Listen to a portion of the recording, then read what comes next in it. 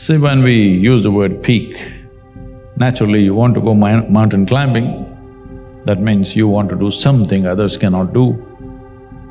Not necessary, because the peak is not in what you're doing outside, the peak is in the way you experience it, isn't it? Somebody can do something very small with very profound experience. Somebody can be doing big things without any sensitivity to what's happening around them. So essentially, what you're looking for, just look at this as yourself as a life. Right now you become so many social entities, you may be lost in that, but actually you're alive. Most people realize they're alive only when they're threatened with death. Till then, they're something else. They become so many other things. No matter what work you're doing here, you're just a piece of life, isn't it? It is a fortune that certain things happen through us, which will impact many other lives, wonderful. But still, this is a life. Only if this life functions in its best possible way, everything else will happen. Best possible way means what? Is this very clear that you're not taking your own apartment when you go, when you die and leave? You're not taking… They tell me you're creating very nice apartments, you're not going to take it, right? Your own accommodations you can't carry, you know that. So obviously, the only thing that is left here is the profoundness of your experience, isn't it? How profound is your experience? To make our life profound, somebody says, if you have education you can do this. Well, everybody went to the university, I didn't. Somebody said, if you have money you can do it, everybody ran after it.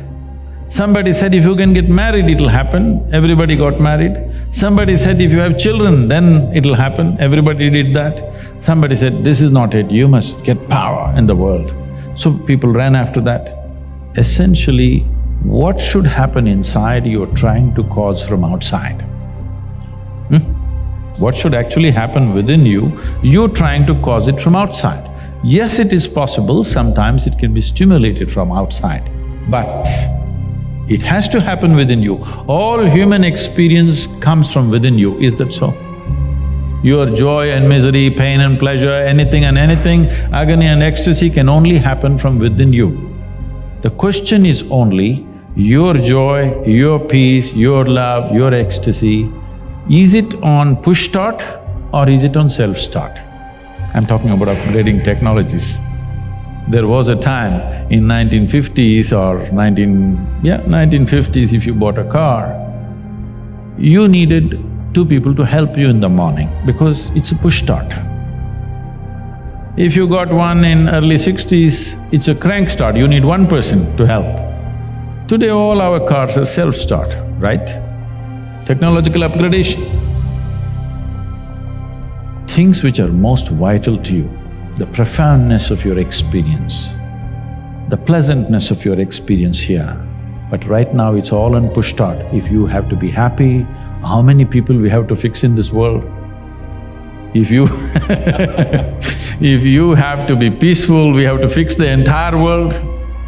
So there is an endless amount of conditions for your experience to be in a certain way. And in pursuit of human well-being, we've turned the world upside down, we've ripped the planet apart, but still we are not the most joyful generation. We are definitely the most comfortable generation ever. Never before another generation of people have enjoyed these kind of conveniences and comforts as you and me are enjoying right now, isn't it so? Never before. But can we say with all these comforts we are the most joyful generation? No, not true.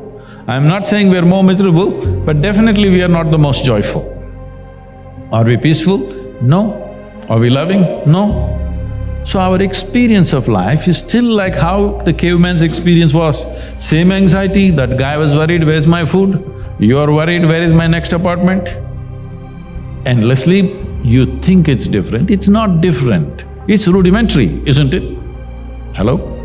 The idea of organizing our survival process the way we have organized is, we need not be concerned about it, isn't it so? Hello? You open the tap, water comes. Don't think it's small, it's a small thing. Just 100 years ago, water means you had to go to the river. with a pot on your head. So today, all this convenience that we did, why? Because we don't have to concern ourselves with daily survival. Everything is organized. Now we believed if all these things are organized, we will sit here blissed out. Well, that's not happened. It's not happened simply because we have not taken charge of this. So peak of human life does not mean you climbed Mount Everest.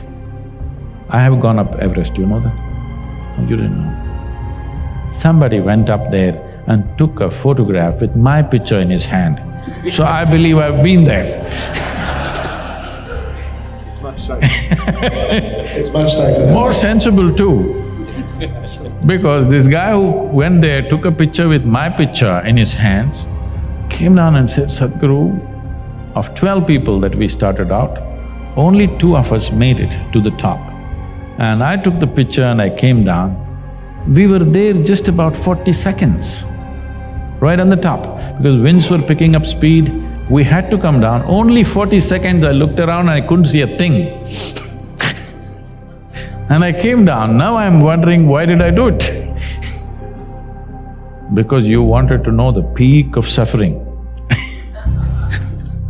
It's not a simple physical challenge. Climbing Everest is not a simple physical challenge. I'm not saying you should not climb. All I'm saying is, the peak can only happen within you. It will not happen outside of you.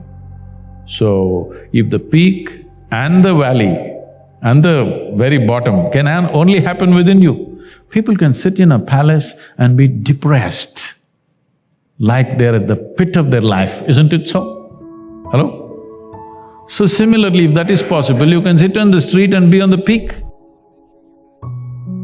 You're paying too much attention to everything around you, not enough attention to this one.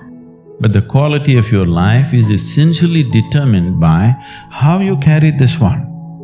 Yes or no? This moment, what kind of clothes you're wearing, what kind of car you parked outside, what kind of home you live in does not determine the quality of your life. This moment, how joyful are you feeling within yourself determines the quality of your life, isn't it so? Nothing has been done about it. You think it'll happen in consequence, and you're setting impossible goals for your happiness. If I have to be happy, my wife should be like this, my husband should be like that, my children should be like this, the world should become some other way. Well, these are impossible conditions you're setting for your happiness and peacefulness.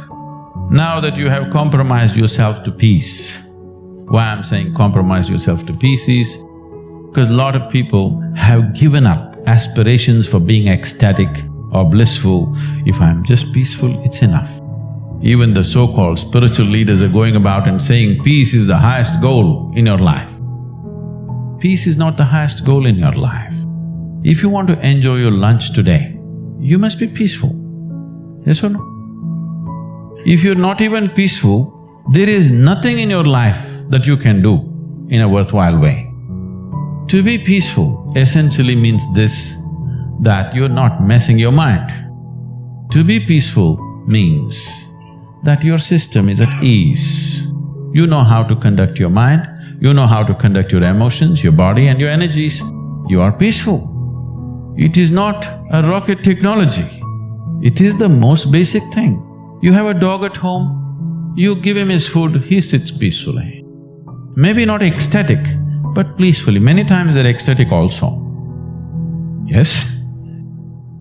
If your dog is able to sit peacefully, oh, he doesn't have to run my industry. That's not the point, he's got his own stuff going. See, it has nothing to do with the external activity that you're doing. It's got something to do with the internal systems as to how they're functioning. Essentially, it means neither your body, nor your mind, nor your chemistry, nor your emotions, nor your energy are taking instructions from you. They're doing their own thing. Once your machine is not in your control, being peaceful is impossible. I'll tell you, you get into your car and now you go there and you want to turn this way. You do this to the steering, it goes this way. Can you peacefully drive this car? Can you? No. Anxiety is natural, isn't it? This is what has happened to your vehicle. It's out of control. You've never done anything to find out where the steering wheel is, first of all. This is not that simple as a car, this is a super computer. Now the problem is most people have not even bothered to find the keyboard. They think if they do this, somehow it'll work.